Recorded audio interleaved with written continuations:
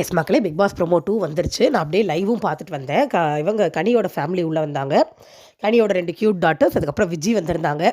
என்ன விஜி வந்தால் எல்லாரையும் போட்டு ஒரு வாங்குவாங்கன்னு பார்த்தா அவங்கடா கண்டஸ்டன்ட் இல்லைப்பா அப்படிங்கிற மாதிரி போயிட்டாங்க. பட் விஜி வந்து கனிக்கு கொடுத்த சில அட்வைசஸ் நல்லா இருந்தது.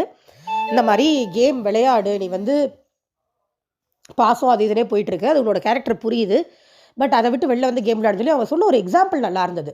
சாண்ட்ரா வந்து கால் மேலே கால் போட்டு சாரி கேட்டப்ப நீ எதுக்கு எழுந்து நின்ன, அவங்க சாரி கேட்குறாங்க, நீ எழுந்து அதுக்கு மரியாதை கொடுத்துட்ருக்க, அந்தளவுக்கு போக தேவையில்லை அப்படிங்கிற மாதிரி சொன்னாங்க.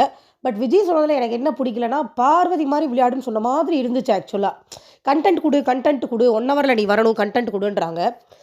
1 ஹவரில் கண்டென்ட் கொடுத்த எல்லாரும் வந்துட்டாங்களா? திவாகர் 1 ஹவரில் வந்துக்கிட்டே இருந்தார், ப்ரொமோவில் வந்துகிட்டே இருந்தார், அவர் வெளியில் போயிட்டார்ல. எஃப்ஜே கூட கொடுத்தாரு, அவரும் போயிட்டார். என்ன மாதிரி கண்டென்ட் கொடுக்குறோம் அப்படிங்கிறது ஒன்று இருக்குது இல்லையா? கனி வந்து பேசிக்காக குட் சோலுன்னு நானாக நம்பிட்டு இருக்கேன். அவங்க போய் பர்பஸ்ஃபுல்லாக பார்வதி மாதிரி ஒரு பிரச்சனையை எடுத்து க்ரியேட் பண்ணி பண்ணாங்கன்னா பார்க்க நல்லா இருக்காது. பார்வதியுமே 1 ஹவர் ஷோவில் வராங்களே ஒழிய வெளியில் பார்வதியை பார்த்தா நம்ம சிரித்து பேசுவோமான்னு கேட்டால் கொஸ்டின் மார்க் தான். ஒரு ஜர்க்கு ஆகும்ல, ஐயோ இந்த பொண்ணு அப்படிங்கிற மாதிரி. அப்படி ஒரு பேரை வாங்கி தான் டைட்டில் வின் பண்ணுமான்னு எனக்கு தெரில. மோரோவர் அதே பார்வதி வந்த மாதிரி கனியை இவ்வளோ தூரம் வரதா செஞ்சுருக்காங்க. அப்படிங்கும்போது கனியாக வந்திருக்காங்க. என்னையை கேட்டால் மீதி 3 வாரமும் கனியாக இருந்தாலே நல்லாயிருக்கும். ஏன்னா அவங்க கேள்வி ரொம்ப அழகாக கேட்குறாங்க, ரொம்ப டீசெண்டாக கேட்குறாங்க, இன்டீசென்ட் வேலை போகிறதே இல்லை. இவங்க ஒரு சாயத்தை பூசுகிறாங்க. பார்வதி அமித்லாம் உட்காந்துக்கிட்டு காலையில் அந்த அமித் சண்டை முடிஞ்சோடனே அந்த வீடியோ இருக்கா, உங்களுக்கு இங்கே லிங்க் தரேன், போய் பாருங்கள்.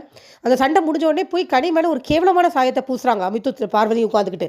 அவங்க அப்படி தான் விஷம் உள்ளுக்குள்ளே ஒன்று வச்சுட்டு வெளியில் ஒன்று சிரிக்கிறாங்க அப்படின்னு. அதெல்லாம் கிடையாது. அவங்களுக்குன்னு வரும்போது கேள்வி கேட்குறாங்க, மற்ற நேரத்தில் சாதாரணமாக இருக்காங்க. என்னை கேட்டால் கனி அப்படி இருந்தாலே போதும். பட் விஜய் வந்து விஜய் கொஞ்சம் இதுவும் இருக்குது, தன்னால் வர முடியலையே சீக்கிரமாக அப்படின்னு அந்த ஆதகத்தையும் கொட்டினாங்க. நல்லா இருந்தது, கிளம்பிட்டாங்க, சூப்பராக இருந்தது. தேங்க்யூ.